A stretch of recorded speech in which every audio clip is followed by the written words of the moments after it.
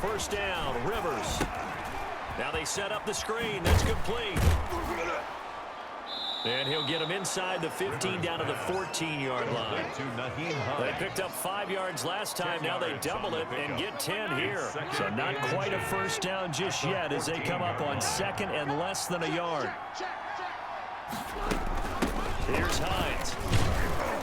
And he's brought down just outside of the 10 at the 11. They'll get 3 as the drive continues. It's a first down.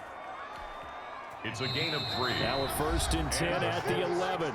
Just 2 minutes remaining here in the fourth quarter of what has been a one-sided affair. So the Colts in possession of the football as we get you reset. And let's see what they've come up with offensively after having time to talk it over. That is caught at the 7-yard line. Rivers. And he's going to be brought down just shy of the 5 at the 6. And he's going to go down. Sacked back at the 13-yard line. Khalil Mack, he's the one to get him, and that is sack number 7 for him on the year. We've been around this league for a while, and many coaches never pull their starting quarterback, almost no matter the situation. In this case, though, I think he's got to make a decision. He's taking a pretty good beating out there. Yeah, with the deficit, maybe not wanting to risk an injury.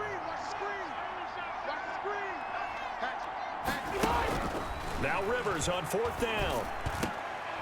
And he's got his target. It's caught for a Colts touchdown. Zach Pascal, his 4th touchdown on the year. And the Colts are able to draw a bit closer. And that touchdown puts us in a position to have a discussion, doesn't it? Now it'll be a 2-score game after the conversion. Yeah, I mean, there's no doubt with a 2-score game they're going to have to onside kick it. We'll just see if they've got a miracle up their sleeve. And you wonder what onside kicks they're going to use and in what sequence if they hope to have a chance to win this game. And the Bears hands team able to pounce on it and get the football. They knew they needed a miracle. They had to have that onside kick. They didn't get it. Well, as we knew, even before they put the toe to the leather on that one, their chances of getting that done, slim and none. And I do believe we saw Slim just leave the door, didn't we? We did indeed. I think we're down to none. The Colts going to use the first of their timeouts as they stop it here with 1:07 remaining. Not totally home free yet, but it's looking good as they come up 1st and 10. On the carry, it's Montgomery. And he'll get this down to about the 30-31-yard line. Now the Colts going to burn the second of their timeouts as they get the stoppage with just over a minute to go in the game. So 2nd and 9, and you'd have to figure just about all 11 probably crashing the line here. Under 10, 10.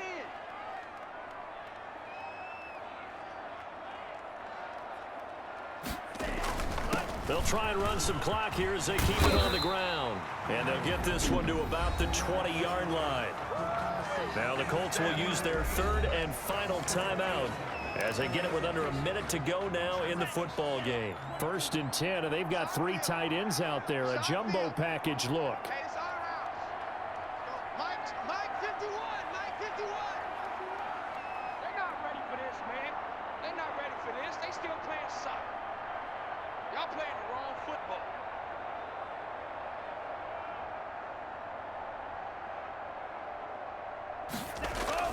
That one looks like he'll throw here. The throw finding its target, the tight end Horsted. And they'll bring him down at the 13-yard line. 7 yards, the pickup on the pitch and catch. 2nd and 3. One thing you're hoping for when you run drag routes, you're able to hit a receiver in stride, and he can pick up a lot of yardage after the catch. But in this situation, the defense was effective, able to stop him before he could get a good head of steam going. On 2nd down, it's Montgomery. And stopped a few yards shy of the goal line at the 3. 10 yards is the pickup there, and that should just about put a bow on this one.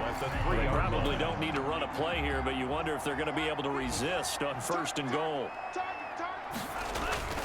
They'll run for it with Montgomery. And he's going to get this back to the 3-yard line and no further. And they just took a timeout with 2 seconds to go. This one obviously decided.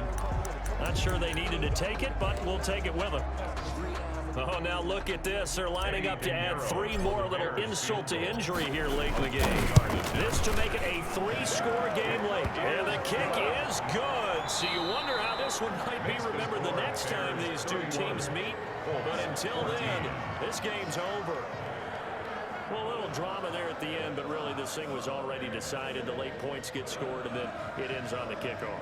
And I'm right there with you, partner. At the end of the game, they knew what they had to do. Just make sure you don't cough up the football at the end. Just take care of it, and victory was theirs, and that's exactly what they did. So for the Bears, they're on a nice early roll as they move to 3-1 with a win here. And they'll get to stay home again next week as the Tampa Bay Buccaneers come to town. Meanwhile, for the Colts, they'll drop down to 1-3. And they'll try to get back on the beam next week as they'll head to Cleveland to take on the Browns.